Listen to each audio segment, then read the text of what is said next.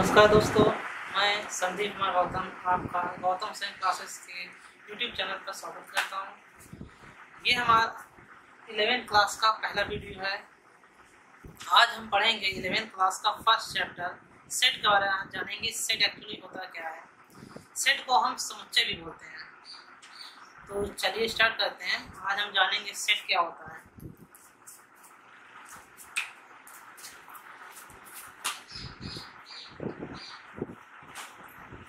Set को हम समुच्चय भी कहते हैं। सेट के बारे में आज हम आपको इतनी जानकारी दे देंगे, मतलब पूरे वीडियो में जब तक लेक्चर चलेगा सेट का, या पार्ट 1, पार्ट 2 या पार्ट 2, पार्ट 3 करके चलेगा लेक्चर, तो उस लेक्चर में हम आपको इतना कॉन्सेप्ट दे देंगे ताकि आपको कोई दूसरा वीडियो या किसी दूसरा बुक या कोई दूसरा बुक वगैरह आपको देखने की जरूरत नहीं पड़ेगा। इतना आपको हम डीप नॉलेज दे देंगे सेट के बारे में। सेट का हो सकता है पार्ट 1, पार्ट 2 या पार्ट 3 वीडियो बने, तो उस पर आप गौर मत कीजिए, आप बस कॉन्सेप्ट क्या है वो ध्यान दीजिए। चलिए स्टार्ट करते हैं। सेट क्या होता है। सबसे पहले सेट हम जानते हैं, इसका डिफिनेशन के बारे में, परिभाषा के बारे में जानते हैं। सेट एक्चुअली होता क्या है। सेट का जो परिभाषा है, डिफिनेशन है, वो लिखते हैं थोड़ा।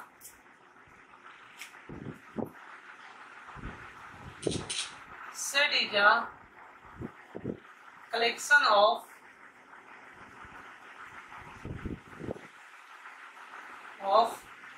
Well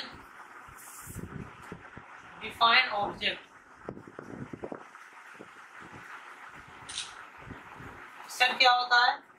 set is a collection of well defined object.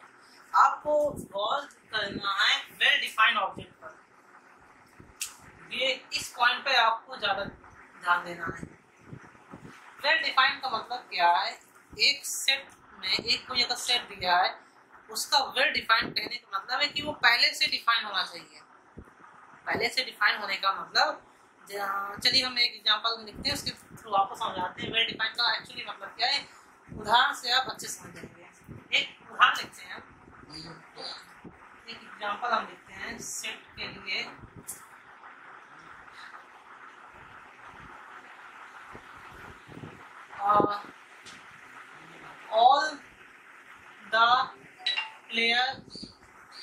all the players of Indian cricket team। ये एक सेट है, एक हमको सेट लिखनी है। all the players of Indian cricket team। एक दूसरा सेट ले लेते हैं, एक सेट लिखते हैं B equal to all the best player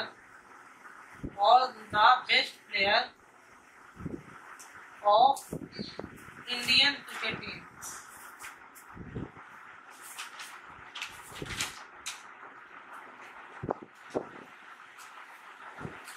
और एक तीसरा सेट ले लेते हैं all the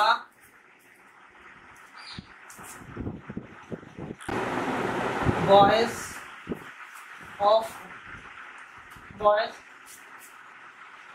in the world।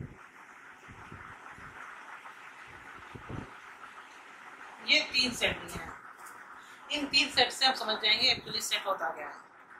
Set मतलब समुच्चय होता क्या।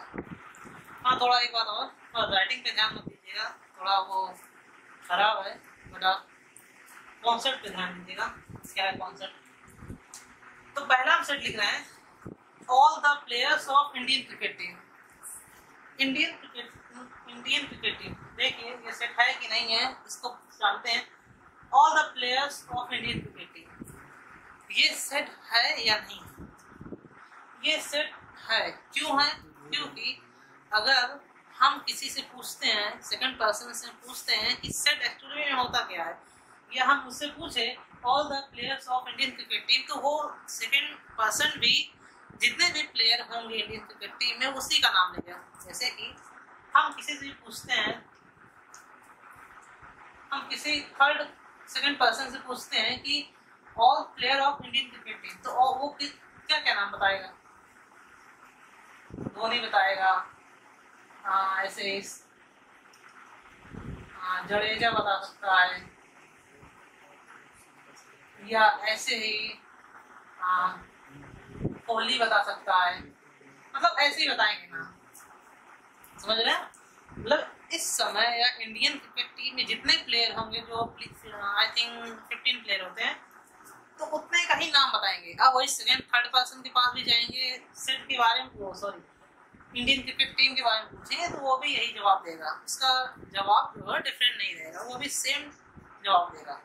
तो ये जो हम एक पर्सन से दूसरे पर्सन से तीसरे पर्सन से पूछते हैं कि एक इंडियन क्रिकेट टीम कितने पर्सन होते हैं, तो उसका जवाब अगर सेम आता है, फिर से ध्यान दें, जवाब अगर सेम आता है तो वो सेट होगा, तो उसे सेट कह सकते हैं। बट अगर जवाब डिफरेंट आया तो वो सेट नहीं होगा। जैसे कि अब इसी को भाई इस समय इंडियन क्रिकेट टीम में जितने भी प्लेयर होंगे वो तो उसी का नाम लेगा ना, चाहे हमसे पूछिए, या हम किसी सेकंड पर्सन से पूछते हैं, या थर्ड पर्सन से पूछते हैं, या कहीं और किसी अदर कंट्री में पूछते हैं कि सेट एक्चुअली होता हो, सॉरी इंडियन क्रिकेट टीम में कितने प्लेयर्स होते हैं, वो नाम वही बताएगा जो एक्चुअली में है। उसका आंसर में कुछ डिफरेंट नहीं रहेगा, उसके आंसर में कुछ डिफरेंट नहीं आएगा कुल मिला के। तो हमारा इसे हम सेट कहेंगे। बट हम दूसरे एग्जाम्पल की तरफ चलते हैं। यहाँ लिखा है all the best player of Indian cricket team. Best player का मतलब क्या है? एक बात आप याद रखिएगा, जब भी बेस्ट प्लेयर, जब भी बेस्ट, कुछ वर्ड ऐसे हैं जिनका यूज अगर किसी सेट में आपको दिख जाए तो वो आप 101% आप उसके कह सकते हैं, वो सेट नहीं होगा। जैसे कुछ वर्ड है, बेस्ट हो जाए, ब्यूटीफुल आ जाए, गुड आ जाए, तो ऐसे कुछ वर्ड हैं जिनका अगर सेट में यूज हो रहा है, इन वर्डों का यूज हो रहा है, इन शब्दों का यूज हो रहा है, तो वो सेट नहीं होते हैं। कैसे नहीं होते इसको भी समझते हैं। यहाँ लिखा है all the best player of Indian cricket team. अब ये बताइए इंडियन क्रिकेट टीम में कितने ऐसे प्लेयर हैं जो बेस्ट हों, जो अच्छे हों, जो अच्छे खेलते हैं। हमारे हिसाब से कुछ प्लेयर अच्छे होंगे भाई, हर पर्सन के हिसाब से बेस्ट अलग अलग होगा। हमारे हिसाब से बेस्ट धोनी है, कोहली है। आप अदर पर्सन से पूछेंगे उनका बेस्ट कुछ और आएगा, हो सकता है वो जडेजा बोल दें, पांड्या बोल दें, जितने भी प्लेयर्स हैं तो उनका नाम बताइए, मतलब उनका आंसर अब डिफरेंट आएगा, समझिएगा। अब इसका जो आंसर आएगा वो डिफरेंट आएगा, सेम आंसर नहीं आ सकता, क्योंकि बेस्ट पूछ रहे हैं। हर इंसान के लिए, हर पर्सन के लिए बेस्ट अलग अलग होते हैं। अगर हम आपसे पूछें ऑल बेस्ट टीचर, तो आपके लिए बेस्ट टीचर हो सकता है कोई आपके स्कूल में, अगर आपसे कोई आपका दोस्त ही पूछे कि आपका बेस्ट टीचर कौन है, तो आपका आंसर कुछ और होगा। बट इसे हम वही क्वेश्चन किसी दूसरे पर्सन के पास चलते हैं पूछने कि आपका बेस्ट टीचर कौन है, तो उसका आंसर दूसरा होगा, उसका आंसर वही नहीं होगा, हो सकता हो, बट मैक्सिमम आंसर दूसरा होगा। तो ऐसे में इसे हम सेट नहीं कहेंगे, समझ रहे हैं आप, इसे हम सेट नहीं कहेंगे, ठीक है ना। तो बेस्ट वैसे भी हम बता चुके हैं, बेस्ट अगर वर्ड आ जाए, गुड आ जाए, ब्यूटीफुल आ जाए, तो वो सेट नहीं होता। तो क्या ये सेट है? ये सेट नहीं है, ये सेट तो है। अब थर्ड एग्जांपल की तरफ चलते हैं। All the beautiful boys in the world. तो ब्यूटीफुल वर्ल्ड का यूज ही हो गया, तो इसका मतलब ये सेट नहीं है। क्यों नहीं है, इस पर हम बात कर लेते हैं थोड़ा सा। ब्यूटीफुल, क्योंकि हम पूरे वर्ल्ड की बात कर रहे हैं, पूरे वर्ल्ड में हमारे लिए कुछ लोग हो सकते हैं ब्यूटीफुल हों, या बहुत लोग हो सकते हैं ब्यूटीफुल हों, लेकिन वही अदर पर्सन से हम अगर पूछेंगे कि बॉयज कितने ब्यूटीफुल, तो उसका आंसर अलग होगा। तो यही जो आंसर हमारा निकल के आ रहा है ना, किसी का आंसर अलग आता है, किसी का आंसर डिफरेंट आता है, किसी का सेम आता है। जब सभी का आंसर सेम आए तब वो सेट होगा, बट जब आंसर डिफरेंट आने लगता है तो वो हमारा सेट नहीं कहलाता। समझ गए होंगे आप। तो वैसे भी अगर बेस्ट, गुड, ब्यूटीफुल ऐसे वर्ड का यूज हो रहा है, तो वो आप जैसे आप एक कोई सेट पढ़ रहे हैं, क्वेश्चन में आ गया कि यार ये सेट कोई क्वेश्चन दिया है, उसमें ऑल द बेस्ट, जैसे बेस्ट आए समझ जाइए वो सेट नहीं है, सीधी बात। जैसे ही बेस्ट का यूज हो जाए, ब्यूटीफुल ऐसे वर्ड का यूज हो जाए, तो वो सेट नहीं होगा। आगे समझते हैं कि कुछ इंपॉर्टेंट पॉइंट समझते हैं। सेट को लिखेंगे कैसे? क्योंकि सेट अगर हम बात करें यूपी बोर्ड के हिसाब से, तो सेट हम 11th क्लास में पढ़ते हैं, इंटर में पढ़ते हैं। बट अगर सीबीएसई की बात करें तो सेट सीबीएसई वाले जो हैं वो 6-7 क्लास से ही पढ़ना स्टार्ट कर देते हैं सेट क्या होता है। तो हम चूँकि ये वीडियो पूरा बेसिक से आपका चलेगा, पूरा कंप्लीट बेसिक से हम ये मान के चलते हैं कि आपको कुछ नहीं आता। हम ये मान के चल रहे हैं कि आपको कुछ नहीं आता, इसलिए पूरा बेसिक, वैसे मुझे पता है आपको बहुत कुछ आता है, बट हम फिर भी मान के चलते हैं कि आपको अभी कुछ नहीं आ रहा है, ठीक है ना। तो हम पूरा बेसिक से बताएंगे कि ये सेट क्या होता है। अब बात करते हैं कुछ इंपॉर्टेंट पॉइंट की, जो कि बहुत इंपॉर्टेंट है सेट लिखने के लिए, कि सेट लिखा जा सकता है कैसे जाता है। कुछ पॉइंट्स हैं, कुछ इंपॉर्टेंट पॉइंट्स हैं, ठीक है ना। कि सेट लिखते कैसे हैं, चलिए देखते हैं सेट कैसे लिखते हैं। वैसे सेट लिखना बड़ा आसान है, पता है आपको भी। पहला पॉइंट हमारा है, स्टार्टिंग में मत जाइएगा, पहले पढ़ते हैं, स्टार्टिंग खराब हो सकता है, कोई दिक्कत नहीं। सेट पहला पॉइंट हमारा इसमें देखते हैं क्या होता है। तो जो सेट है, सेट को ऑलवेज लिख देते हैं, सेट आर जनरली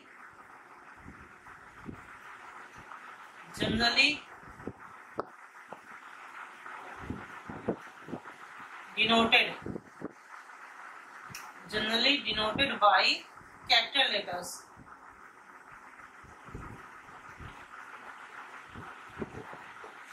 सेट को हमेशा कैपिटल लेटर से डिनोट करेंगे, जैसे वो ए हो गया, बी हो गया, सी हो गया, डी हो गया, कोई भी लेटर इंग्लिश का कैपिटल लेटर में ही हम से डिनोट करेंगे।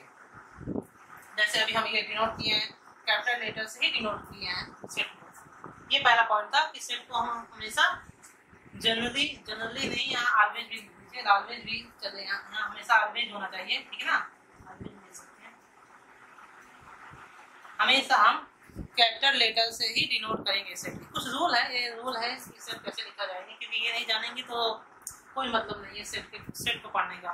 चलिए दूसरा पॉइंट समझते हैं क्या होगा सेट। सेकंड पॉइंट है सेट का, वो ये कि सेट को लिखते समय, ये डिनोटेड का काम तो हो गया, डिनोट कर चुके हैं हम सेट को, इससे डिनोट करते हैं। सेट को लिखते समय हम कर्ली ब्रैकेट का यूज करेंगे। सेट को लिखते समय हम क्या करेंगे, कर्ली ब्रैकेट का यूज करेंगे। क्या करेंगे,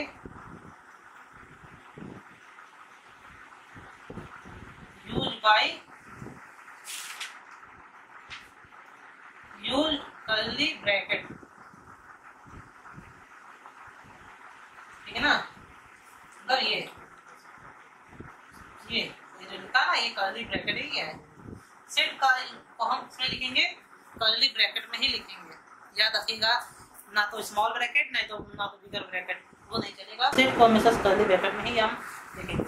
तीसरा पॉइंट क्या है, तीसरा पॉइंट समझते हैं। थर्ड पॉइंट हमारा है कि एक सेट, जो सेट के अंदर एलिमेंट होते हैं, मान लेते हैं, चलिए लिख के समझाते हैं। Under the curly bracket, curly bracket के अंदर ऑलवेज यूज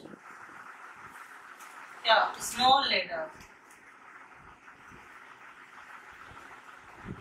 सेट के अंदर मतलब कर्ली ब्रैकेट के अंदर हमेशा हम स्मॉल लेटर का यूज करेंगे, ठीक है। जैसे ये कोई सेट है, ए ई आई ओ यू, ये कोई सेट है, ठीक है ना। इसके अंदर जो भी यूज होगा वो स्मॉल लेटर होगा। अगर हम इंग्लिश में कोई इंग्लिश के अल्फाबेट कोई लिख रहे हैं तो स्मॉल लेटर में लिखेंगे, ठीक है ना। अगर हम नंबर्स का लिख रहे हैं तो नंबर्स का या कोई स्मॉल लेटर या कैपिटल लेटर होता नहीं, नंबर के जैसे लिखेंगे। बस इंग्लिश को हम जो भी सेट के अंदर डिफाइन कर रहे हैं वो उसको हम स्मॉल लेटर में लिखेंगे, और जो सेट डिफाइन करेंगे उसे हम कैपिटल लेटर में लिखेंगे। चलिए ये हो गया। अब अगला पॉइंट आता है। अगला पॉइंट हमारा है फोर्थ पॉइंट है, बट फोर्थ पॉइंट बताने के पहले आपको हमको इसे मिटाना पड़ेगा।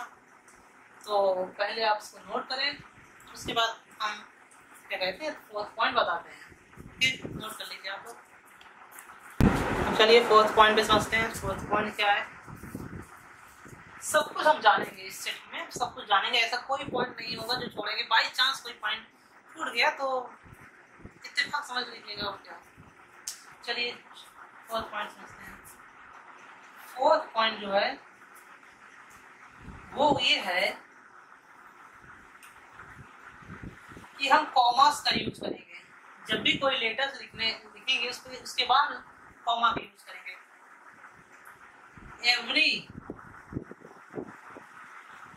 या डायरेक्ट हम लिखते हैं यूज कॉमा, ठीक है ना। हम यूज क्या करें, कॉमा यूज करेंगे कब, एवरी राइट द एवरी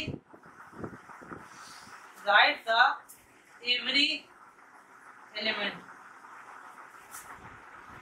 या आफ्टर द एवरी एलिमेंट, यहाँ after the every element, sorry element भी हो सकता है, ठीक है ना। जो लिखना चाहते हैं जैसे ए हम लिखें, कोई एग्जांपल लिखें 1 2 3 4, तो ये क्या है कॉमा, कॉमा के यूज हम करेंगे। बिना कॉमा का वो एक ही सेट माना जाएगा, मतलब एक ही एलिमेंट माना जाएगा। हाँ एक जो इसे हम एलिमेंट कहते हैं, जो सेट के अंदर होते हैं ना, नंबर्स हो गए या अल्फाबेट हो या कुछ भी हो गए, उनको हम एलिमेंट बोलते हैं।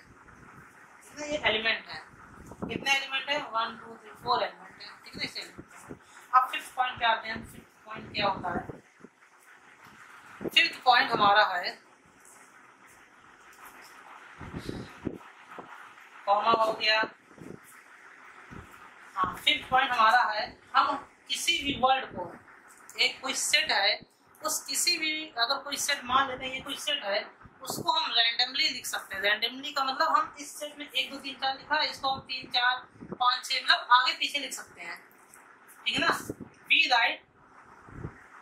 We write element randomly,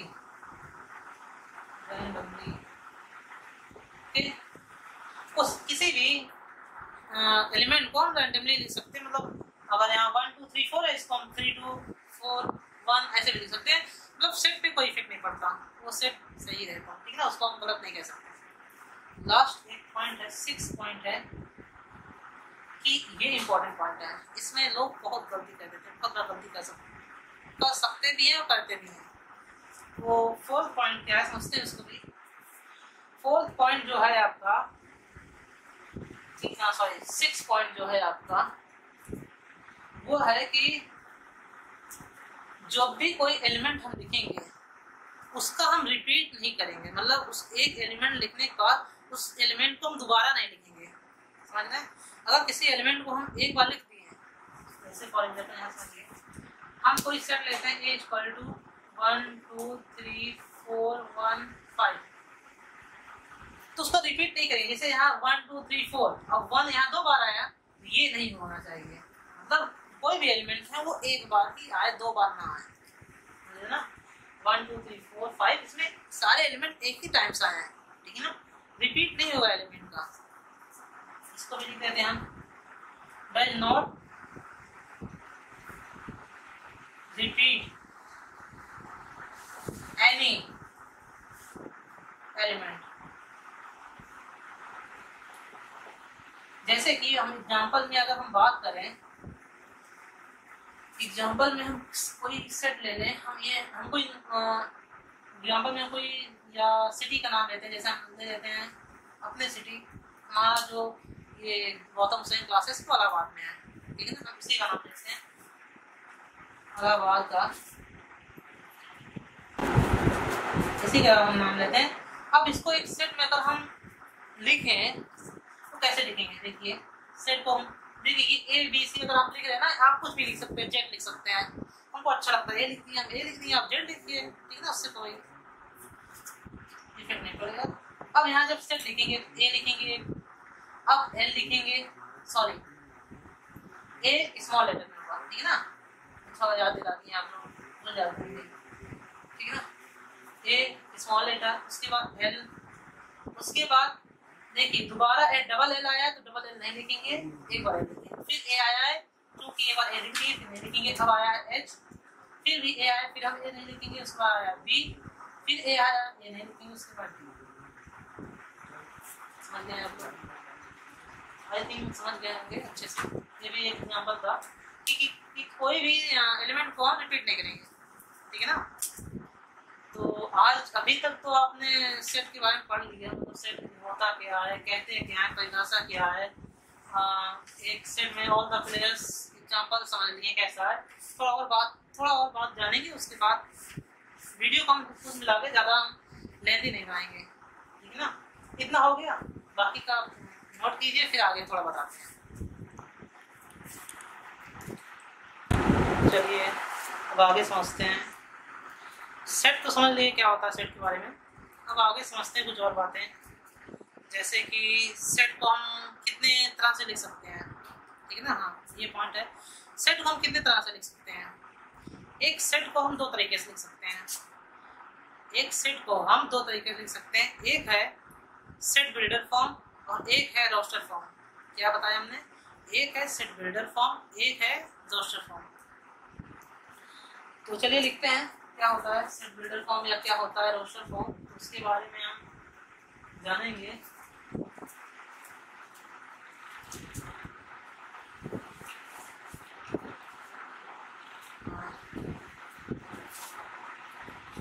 set है,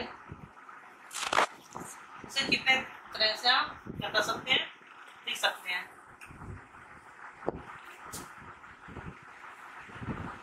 एक सेट को हम दो तरह से लिख सकते हैं। क्या है पहला तरीका, क्या है, पहला है set builder form, set builder form. दूसरा तरीका क्या है, रोस्टर फॉर्म।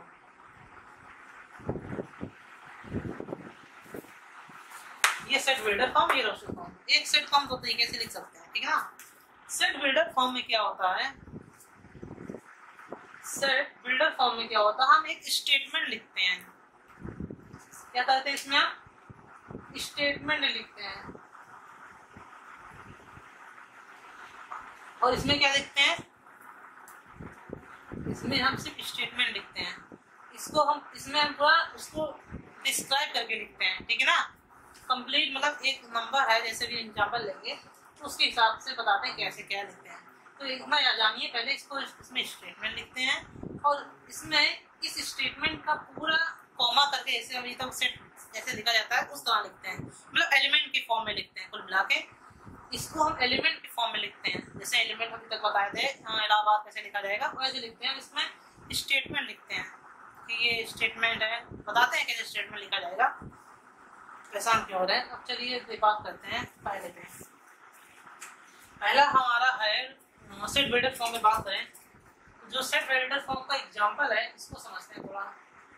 इसका एक एग्जांपल ले लेते हैं, तो इसका एग्जांपल हम एक लेते हैं। पहला एग्जांपल हम लेते हैं, इसमें एक सेट मान लेते हैं ए, ठीक है ना। हम सेट ए लेते हैं, आप चाहें कोई भी सेट ले सकते हैं, एक्स वाई जेड कुछ भी ले सकते हैं। हमको पसंद है ए तो हम ए लेते हैं, आप वाई जेड भी ले सकते हैं, ठीक है। चलिए ए इक्वल टू, ये सेट बिल्डर फॉर्म लिखने का तरीका है, याद रखिएगा, ऐसे ही लिखा जाता है। एक्स सच दैट एक्स, उसके बाद आपको लिखना है क्या, जो भी आपको जिस भी सेट बनाना है, नेचुरल नंबर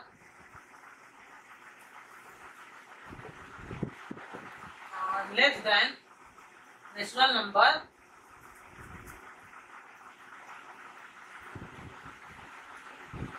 लेस देन 5। ये हम सेट ले लिए, ये है सेट बिल्डर फॉर्म, ठीक है ना। ये सेट बिल्डर फॉर्म है। क्या लिखा है, x such that x natural number less than 5। अब इसको रोस्टर फॉर्म में क्या लिखेंगे बताइए, इसे रोस्टर फॉर्म में कैसे लिखेंगे, थोड़ा सोचिए, वीडियो पॉज कीजिए, बताइए कि रोस्टर फॉर्म में से हम कैसे लिखेंगे।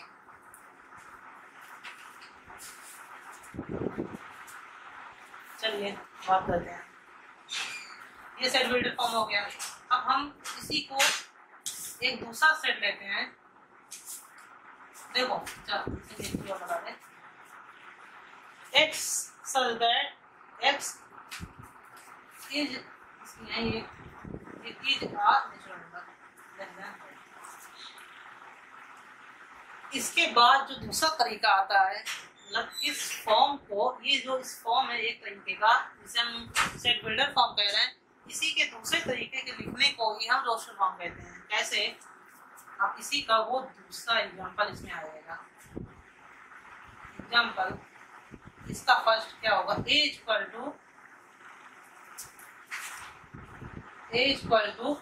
क्या लिखा है इसमें, x सच दैट है। एक चीज बता दें, ये सच दैट का साइन है, ठीक है ना। ये जो सिंबल है, ये सिंबल, इस सिंबल को या ये सिंबल, ये दोनों सिंबल, इन दोनों को कहते हैं सच दैट। याद रखिएगा, ये सिंबल हो या ये सिंबल, इन दोनों को कहते हैं सच दैट, ठीक ना।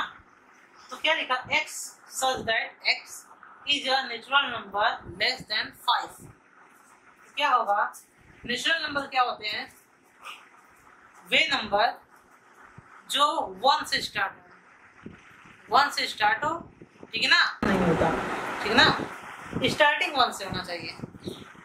तो कितना हमको चाहिए, 5 तक चाहिए। लेस देन 5 लिखा है, लेस देन का मतलब 5 हो या 5 से कम, ठीक है ना, मतलब 5 से कम होना चाहिए। कुल मिला के r इक्वल टू हम लिख दें तो 5 हो जाएगा।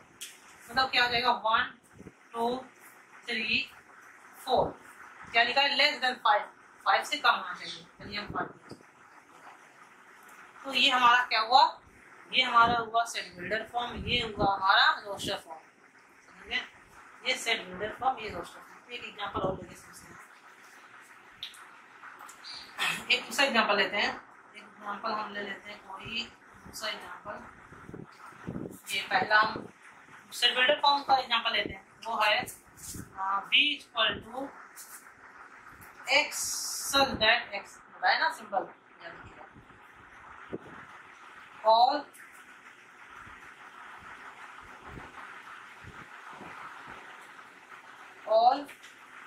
vowels, all vowels x such that x is a all vowels। तो अब इसको हम रोस्टर फॉर्म में कैसे लिखेंगे, रोस्टर फॉर्म में जब लिखेंगे b इक्वल टू, तो ऑल वॉवेल्स रोस्टर फॉर्म में क्या कहते हैं, एलिमेंट में लिखते हैं, एलिमेंट में।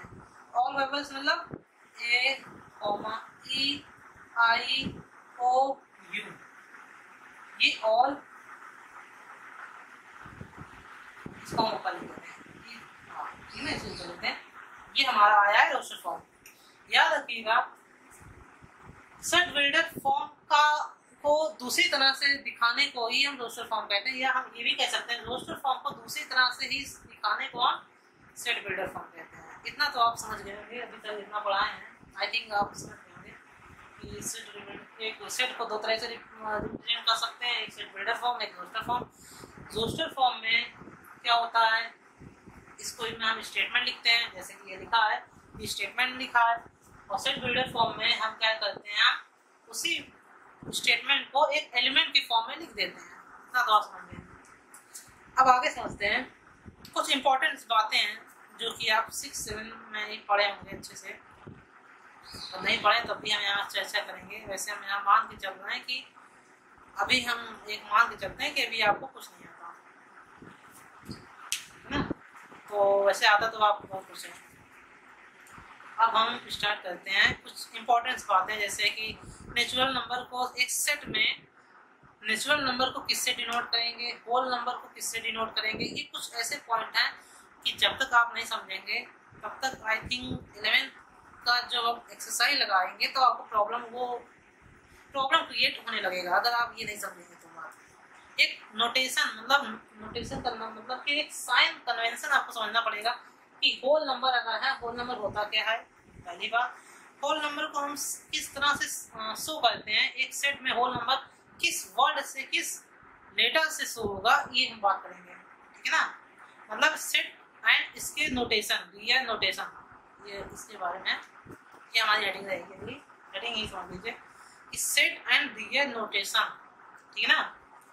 तो अब उसके बारे में समझेंगे ज़्यादा, क्योंकि हमको सब कुछ बताना है, सारे बात बताना है कि सेट क्या होता है, सेट के बारे में समझ गए, सेट को किस तरह रिप्रेजेंट कर सकते हैं, ये भी बात हो गई। अब हम पढ़ेंगे कि कितने नंबर्स होंगे, जैसे natural number, integers, whole numbers, ये इस सेट को किस तरह से हम रिप्रेजेंट या इनको किस तरह रिप्रेजेंट करते हैं एक सेट के अंदर। चलिए अब उसको पढ़ते हैं, समय हम ज़्यादा नहीं लेंगे, तुरंत स्टार्ट करेंगे, ठीक है ना। उतना आप नोट कीजिए, बाकी का 2 मिनट में हम स्टार्ट करेंगे। कुछ नोटेशन के बारे में, सेट के उनको कैसे रिप्रेजेंट करेंगे।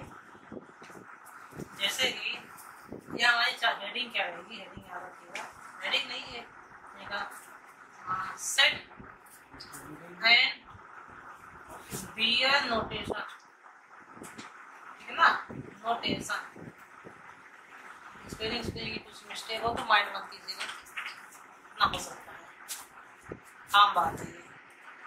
आगे बात करते हैं, तो पहला हमारा जो नंबर्स है, तो हम पहला नंबर से बात करें। पहला जो नंबर है हमारा नेचुरल नंबर। पहला नंबर क्या है हमारा, नेचुरल नंबर है।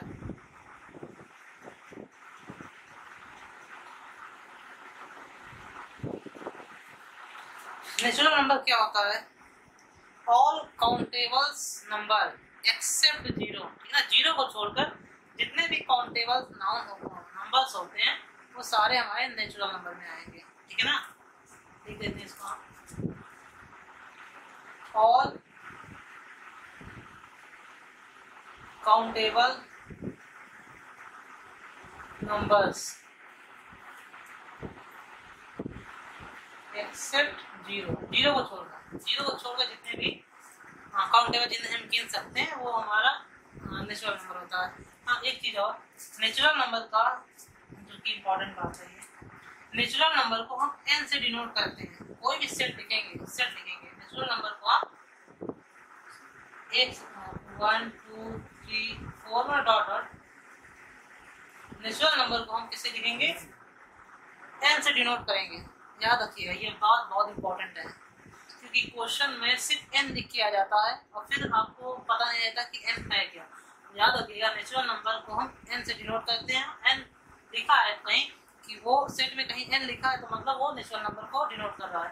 तो n = 1 2 3 4, ऑर्डर इनका कोई एंडिंग तो है नहीं। दूसरा है हमारा, सेकंड नंबर हमारा है होल नंबर।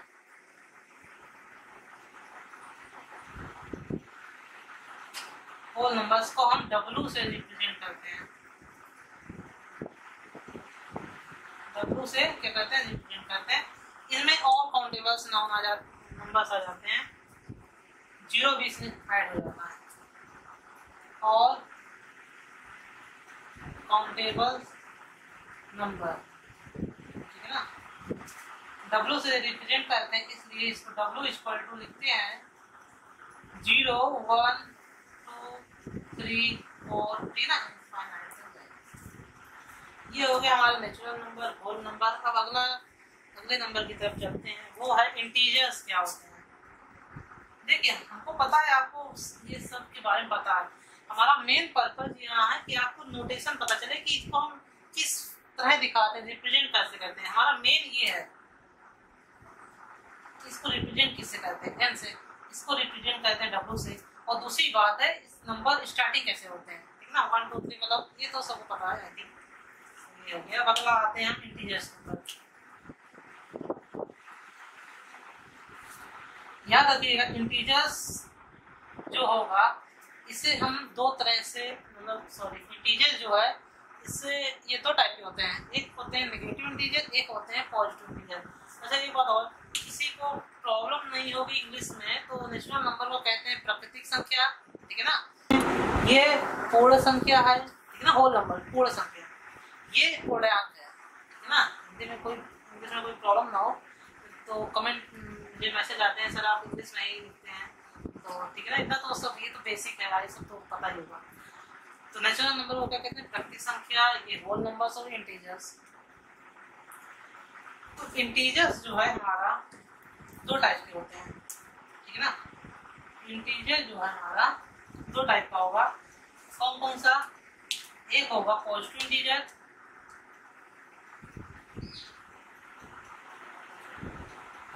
इंटीजर, एंड दूसरा जो होगा नेगेटिव इंटीजर।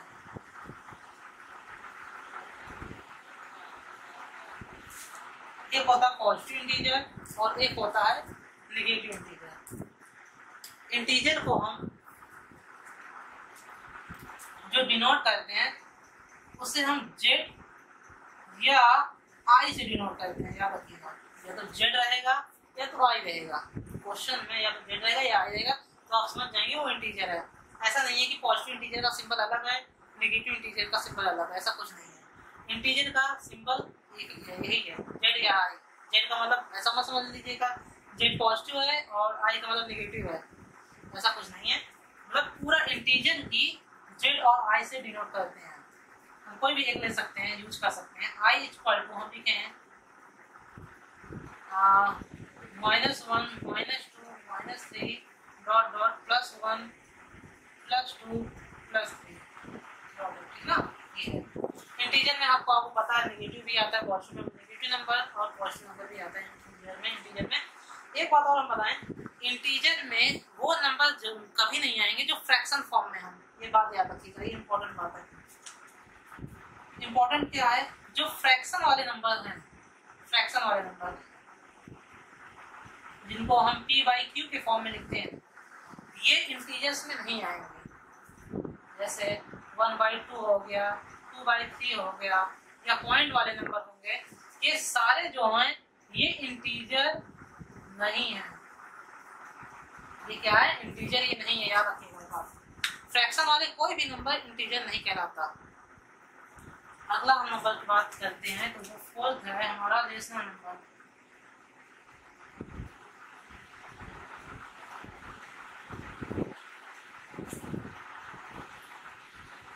रेशनल नंबर को हम बताते हैं। रेशनल नंबर रेशनल नंबर वे नंबर होते हैं जिन्हें हम p/q के फॉर्म में लिख सकते हैं। रेशनल नंबर क्या होते हैं, वे नंबर होते हैं जिन्हें हम p/q के फॉर्म में लिख सकते हैं। ये इसमें एक क्वेश्चन आता है रेशनल नंबर में कि आपसे पूछेगा कभी या हम पूछते हैं कि 1 जो है ये रेशनल नंबर है या नहीं है। जो 1 है वो रेशनल नंबर है या नहीं है। तो 1 क्या है, सही है, 1 एक रेशनल नंबर है, ठीक है ना। कोई भी नंबर अगर 2 लिखा है तो एक रेशनल नंबर नहीं, क्यों, क्योंकि इसके नीचे हम 1 लिख सकते हैं, ठीक है। ऊपर 1 नहीं लिख सकते, इसके नीचे 1 लिख सकते हैं, इसलिए p/q के फॉर्म में हो जाता है, इसलिए इसे हम रेशनल नंबर कहते हैं। हाँ, रेशनल नंबर को हम q से डिनोट करते हैं। एक बार और, रेशनल नंबर को हम किससे डिनोट करते हैं, q से डिनोट करते हैं। q से हम रेशनल नंबर को डिनोट करते हैं। एक बात और याद रखिएगा, एक कंफ्यूजन है बहुत लोगों के दिमाग में रहता है। हमारे पास भी क्वेश्चन पढ़ाते समय, क्लास में पढ़ाते समय भी कुछ बच्चे पूछ भी लेते हैं, सर आपने यहाँ n लिखा है, तो n का मतलब हम पहला लेटर लेंगे ना सर, उसी जिसको हम डिनोट कर रहे हैं उसका पहला लेटर। जैसे यहाँ नेचुरल नंबर लिखा है तो इसका पहला जो नंबर है, तो पहला लेटर है, उसी से हम सेट डिनोट करेंगे। तो ऐसा बिल्कुल नहीं है, ये बात मत रखिएगा। इस नेचुरल नंबर के पहले लेटर से कोई लेना देना नहीं है।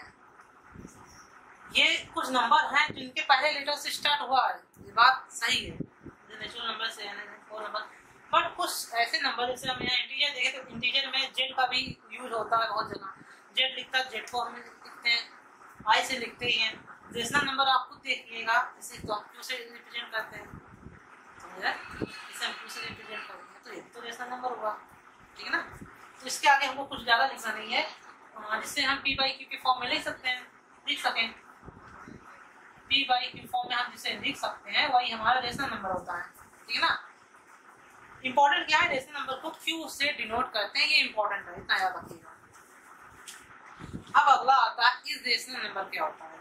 देखिए एक बात बता दें, इस रेशनल नंबर का ऐसा कोई सिंबल अभी तक नहीं बना है, ठीक है ना। इस रेशनल नंबर का ऐसा कोई भी अभी तक सिंबल नहीं बना, बट हम जान लेते हैं कि इस रेशनल नंबर क्या होता है। इस रेशनल नंबर वे नंबर होते हैं जिन्हें हम p/q के फॉर्म में नहीं लिख सकते हैं, समझे।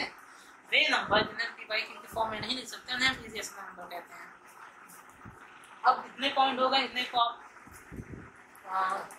नोट कीजिए। एक कंफ्यूजन हो रहा है, बहुत से बच्चों का भी होता है कंफ्यूजन, इस हम कैसे पहचाने रेशनल नंबर और इस रेशनल नंबर, कैसे पहचाने कि रेशनल नंबर कौन सा है या इस रेशनल नंबर कौन सा है। ये कंफ्यूजन वाला क्वेश्चन भी है।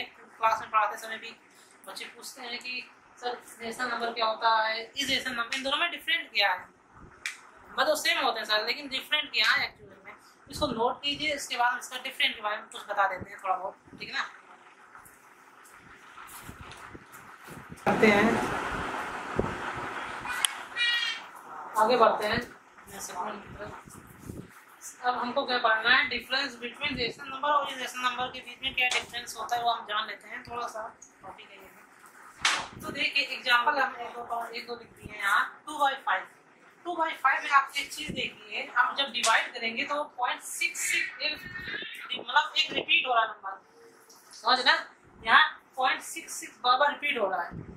तो ऐसे नंबर जो रिपीट होते हैं, रेशनल नंबर क्या होता है, ऐसे नंबर जो रिपीट हो या ऐसे नंबर जो टर्मिनेटिंग हो या रिपीटिंग हो, ये सारे नंबरों को हम क्या कहते हैं, रेशनल नंबर कहते हैं। फिर से बोल रहे हैं, ऐसे नंबर जो टर्मिनेट हो या नॉन टर्मिनेट हो बट रिपीटिंग हो, समझिएगा बात, टर्मिनेट हो या नॉन टर्मिनेट हो बट रिपीटिंग हो, ऐसे नंबर्स को हम कहते हैं रेशनल नंबर।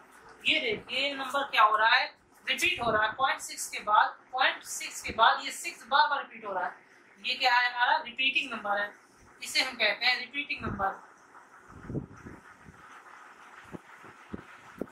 ठीक है। तो ये हमारा रेशनल हो गया। 1/2 को अगर डिवाइड करें 0.5 आएगा, 0.5 के बाद नंबर्स नहीं आएंगे, याद रखिएगा। 1/2 को डिवाइड करें 0.5 ही आएगा, उसके बाद नंबर रिपीट नहीं होंगे। तो ऐसे नंबर को हम टर्मिनेटिंग नंबर कहते हैं, टर्मिनेटिंग नंबर कहते हैं, ठीक है, टर्मिनेटिंग कहते हैं, जो नंबर रिपीट नहीं होता। अभी 23/99 जब करेंगे तो ये नंबर 23 ऐसे 23 बार रिपीट होगा। तो ऐसे नंबर को non terminating but repeating number कहते हैं। ऐसे नंबर को क्या कहते हैं, non terminating but repeating number. इसी तरह 1/7 है, ये भी रिपीट करेगा बार बार, तो ये भी रिपीट करेगा, तो इसको हम रेशनल नंबर कहते हैं। इसके बाद एक बार जान लेते हैं इस रेशनल नंबर क्या होता है। इरेशनल नंबर क्या होता है इसको हम जान लेते हैं। इरेशनल नंबर होता क्या है, देखिए इरेशनल नंबर वो सारे नंबर आएंगे जो, जैसे एग्जांपल हम लिखे या हम पहले एक डिफिनेशन मतलब एक बात बता देते हैं आपको, वो सारे नंबर होंगे जो ना तो टर्मिनेट हो और ना ही रिपीटिंग हो, ना ही वो टर्मिनेट होंगे और ना ही वो रिपीटिंग होंगे। जैसे कि हम कोई भी नंबर ले लेते हैं और एग्जांपल के लिए कोई नंबर ले लेते हैं, हम क्या कहते हैं √2 ले लेते हैं, √2 हो गया, पाई हो गया, √5 हो गया, ये सारे नंबर, पाई हो गया, √5 कोई वैल्यू, ये सारे क्या होते हैं, इरेशनल नंबर होते हैं। समझ गए होंगे, ये सारे नंबर जो होते हैं वो इरेशनल नंबर होते हैं, ठीक है ना। √2 √5 क्योंकि इसमें कोई नंबर रिपीट नहीं होता। जैसे हम कुछ भी निकालें, पाई की वैल्यू हम होता पता है 22/7, हाँ, इसको जब डिवाइड करें तो नंबर जो आएगा वो ऐसे ही आएगा 1.423456 7 8 6 8 ऐसे नंबर आएंगे। मतलब ना तो उसमें कुछ टर्मिनेट होगा ना ही उसमें कुछ रिपीट होगा। तो ऐसे नंबर्स को हम कहते हैं इरेशनल नंबर। एक बहुत ही इंपॉर्टेंट पॉइंट वो क्या कि rational number plus irrational number को दोनों को मिला दिया जाए, अगर हम उनको मिक्स कर दें, रेशनल नंबर और इरेशनल नंबर को मिक्स कर दें तो इसे हम रियल नंबर कहते हैं। रेशनल नंबर और इरेशनल नंबर को अगर हम मिला दें, रेशनल नंबर मतलब आप समझ जाए, इसको एक एग्जांपल की तरह समझते हैं ऐसे और इंटरेस्टिंग बनाने के लिए। रेशनल नंबर को हम एक समझ लेते हैं, वाटर ले लें, ठीक है ना, एक सॉल्यूशन है, एक सॉल्यूशन ले लेते हैं, मतलब बिलियन ले लेते हैं, ठीक है ना। इसमें हमारा क्या है, जो रेशनल नंबर है, रेशनल नंबर को हम कहते हैं, क्या कहते हैं, अब रेशनल नंबर क्या है, वाटर, और इरेशनल नंबर क्या है, इसको हम शुगर मान लेते हैं, चीनी। इन दोनों को जब मिक्स करेंगे, इन दोनों को मिक्स करने पे ये सारे एलिमेंट क्या हो गए, मतलब ये सब मिक्स हो जाएंगे। इन जब ये सब जो मिक्स हो गए ना, इन्हीं को कहते हैं रियल नंबर, इन्हीं को हम कहते हैं रियल नंबर। मतलब मैं ये तो एक छोटा इंटरेस्टिंग बनाने के लिए कह दिए, ऐसा कोई मतलब नहीं है। बस आपको इतना याद रखना है कि rational number plus irrational number equal to real number, ठीक है ना, यहाँ लिख देते हैं, ये इंपॉर्टेंट पॉइंट है। Rational number plus rational number equal to real number. ठीक है ना, ये हमारा हो गया। बस आज के लिए इतना ही। बाकी का अगला जो पार्ट बनेगा वो पार्ट 2 बनाएंगे उसके लिए अलग से। उसके बारे में भी बहुत कुछ है सेट में, उसको समझेंगे। अभी हमको वेन डायग्राम पढ़ना है, तो वेन डायग्राम इम्पोर्टेंट है पेपर के लिए, बोर्ड एग्जाम के लिए, मतलब 11th के लिए इम्पोर्टेंट है। तो अगर वीडियो पसंद आया होगा तो लाइक कीजिएगा। आई होप आपको पसंद आई है, पूरा आपको समझ में आ गया होगा। आज जितना समझा दिए उतना आपको समझ में आ गया होगा। तो वीडियो पसंद आएगा तो लाइक जरूर कीजिए आप। एक बात और, हम एक डाउट क्लास रख रहे हैं जो हम सिर्फ शनिवार को ही इस डाउट क्लास में हम रखी करेंगे क्या कि आपके सारे क्वेश्चन जितने कुछ अभी तक आज पढ़ाए हैं, ये सारे अगर आप एक्सरसाइज 1 करेंगे तो लगभग कुछ क्वेश्चन सॉल्व हो जाएंगे। इससे आप उसको सॉल्व कीजिए। जो क्वेश्चन सॉल्व नहीं होता वो आप हमें व्हाट्सएप पर भेज सकते हैं। हम उसको सॉल्व करने की कोशिश करेंगे और उसी क्वेश्चन को अगले वीडियो में आपको सॉल्व करेंगे यहाँ। तो अब वीडियो अगर पसंद आया तो लाइक कीजिए, कमेंट जरूर कीजिए वीडियो आपको कैसा लगा, शेयर कीजिए अपने दोस्तों को ताकि उनका भी हेल्प हो, और इस चैनल को सब्सक्राइब जरूर कीजिएगा। अगली वीडियो बहुत जल्द ही आएगा आपके पास। इसका पार्ट 2 सेट का पार्ट 2 अगली वीडियो बहुत जल्दी आएगा। चलिए आज चलते हैं, नमस्कार।